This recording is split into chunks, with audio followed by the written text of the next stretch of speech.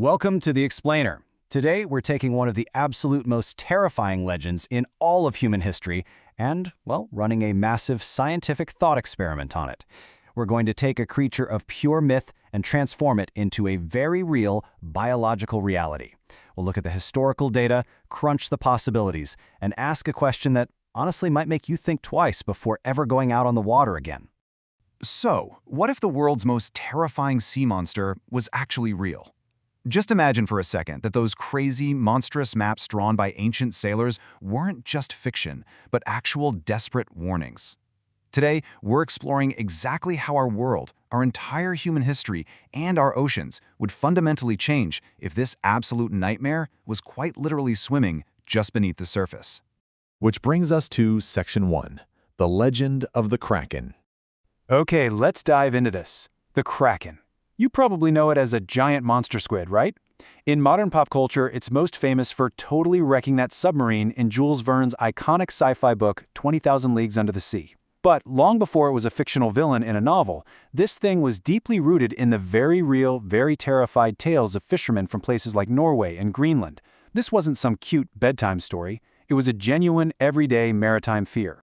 And the truly scary thing about the Kraken's hunting strategy, you literally cannot see it coming. According to the old legends, it just waits. It hovers in the dark, freezing water directly under your boat. In fact, the old warning among sailors went something like this. If you suddenly start catching way too many fish, you don't celebrate. No, you drop your nets and you row for your life. Why? Because the Kraken might be right below you, scaring all those fish up to the surface. And if you wait too long to get out of there, well, step 3 seals your fate. When a creature that massive decides to sink back down into the depths, the sheer physics of it descending causes a massive oceanic swell, a giant whirlpool that just pulls everything in the area straight down into the dark. And if you do get pulled down, oh man, let's talk about the biological horrors waiting for you. Giant squids use these massive, long tentacles to grab their prey, but it gets so much worse than just being grabbed. Every single one of those tentacles is absolutely covered in suction cups. And those suction cups, they are literally lined with razor-sharp teeth.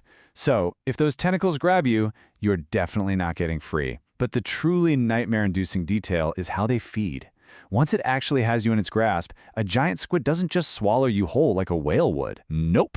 They have a sharp parrot-like beak, and they take small, delicate bites. Needless to say, it would be an absolutely horrifying way to go. All right, moving on to Section 2, Finding the Giant Squid.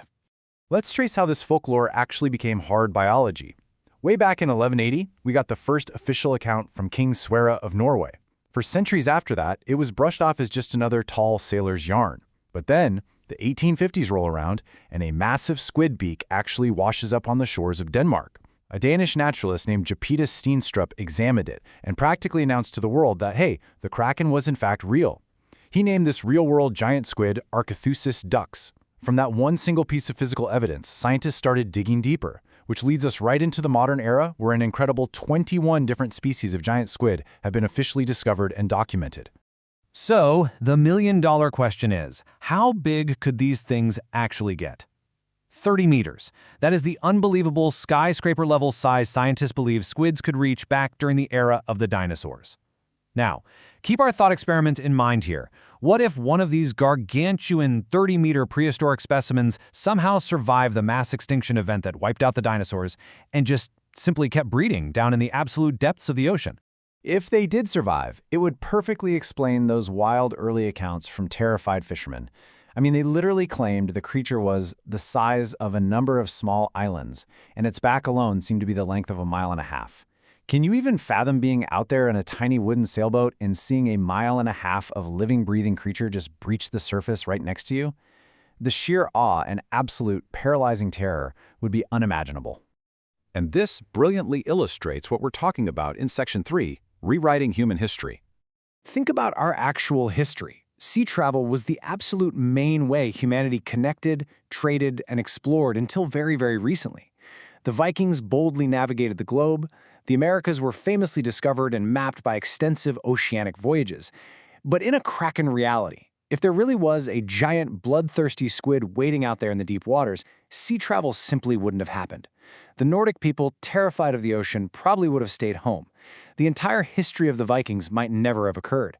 In fact, if the Kraken was an everyday reality, It is highly unlikely the Americas would have ever been discovered by the rest of the world until the invention of aircraft. The oceans wouldn't be this great highway of discovery. They would be an impassable, terrifying wall of fear. Now you might be thinking, well, wouldn't brave humanity just band together and hunt it down? And sure, history would probably be filled with epic tales of sailors trying to slay the beast. But here's the catch. Cephalopods, like squids and octopuses, are known to be some of the most intelligent creatures in the entire ocean. They wouldn't just sit there on the surface waiting for us to throw harpoons at them. If a kraken ever wanted to escape our flimsy early wooden ships, all it would have to do is dive down into the deepest, darkest parts of the ocean where we mere humans couldn't possibly follow. They are incredibly smart and deeply, deeply elusive. Which brings us to Section 4, the Modern Age Dilemma. If this creature existed today, it would inevitably trigger a massive global conflict of interests. On one side, you'd have mass public hysteria.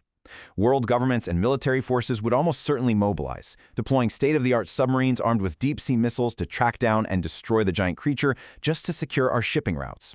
But on the totally opposing side, you would have environmental activists and scientists fiercely against this destruction. To them, the Kraken would be an ancient, incredibly rare species. Their drive would be that studying how this prehistoric animal survived into the modern age is of the utmost scientific importance. It sets up a fascinating, very real tension between human security and ecological conservation. Both the military and the scientific communities would be making incredibly compelling arguments. Let's slow down a bit and look a little closer at that deep-sea environment in Section 5, Mysteries of the Deep. I want you to consider this number, 50 feet. Based on what we know right now, today, scientists think that some of those giant squid species we discussed earlier can reach 50 feet in length, tentacles included. But here is the truly eerie part of all this. Interestingly, none of those discoveries were ever rooted in an actual live sighting of one of these great animals in its natural habitat. Nope. They were only discovered because pieces of them washed up on the shore. Think about that. We only know a 50-foot animal exists down there entirely through the dead fragments it leaves behind. And this is all because of their uncharted habitat. These creatures spend much of their time between 400 and 1,000 meters below the surface.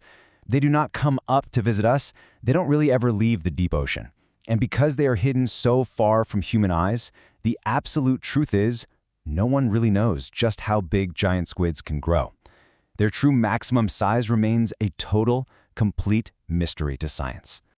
Now, what's really interesting about this is just how it puts our own planetary knowledge into stark perspective.